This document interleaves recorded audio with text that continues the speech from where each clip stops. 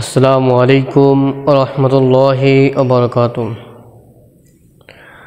হযরত যায়েদ ইবনে আরকাম রাদিয়াল্লাহু তাআলা আনহু আল্লাহর নবী সাল্লাল্লাহু আলাইহি ওয়াসাল্লামকে জিজ্ঞাসা করলেন, ইয়া রাসূলুল্লাহ, কুরবানি আমরা কেন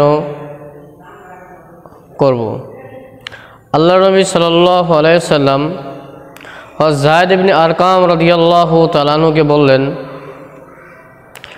কোরবানি হচ্ছে এটা তোমাদের জাতির পিতা হযরত ইব্রাহিম আলাইহিস সালাতু ওয়াস সালাম এর সুন্নাত।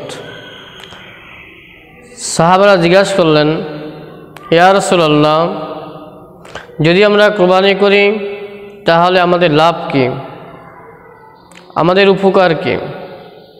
আল্লাহর নবী সাল্লাল্লাহু আলাইহি ওয়াসাল্লাম বললেন, তোমরা যে পশু কোরবানি করবে ওই পশুর প্রত্যেকটি পশমের বিনিময় একটি করে নেকি পাবে। সাহাবা কেরাম জিজ্ঞাসা করলেন, ইয়া রাসূলুল্লাহ, গরুর প্রত্যেকটি পশমের বিনিময় একটি করে নেকি হবে, আর যদি ভেড়া দুম্বা কোরবানি করা হয় তাহলে এর বিনিময় কি?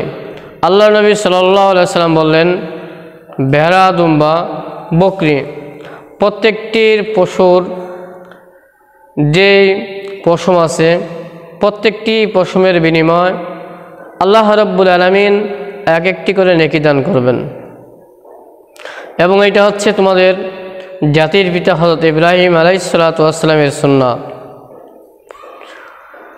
আমরা জানি এই কোরবানি কোথা থেকে আসলো, এই ইতিহাস অনেক লম্বা ইতিহাস, এদিকে যাচ্ছি না। শুধুমাত্র কোরবানি করলে আমাদের কি লাভ, কি উপকার, এইটা আমরা জানলাম। আমরা যারা কোরবানি করব একমাত্র আল্লাহ তাআলাকে রাজি সন্তুষ্ট করার জন্য কোরবানি করব।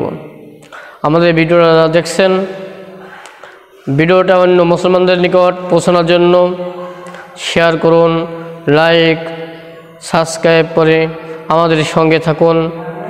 ধন্যবাদ। আসসালামু আলাইকুম ওয়া রাহমাতুল্লাহি ওয়া বারাকাতুহু।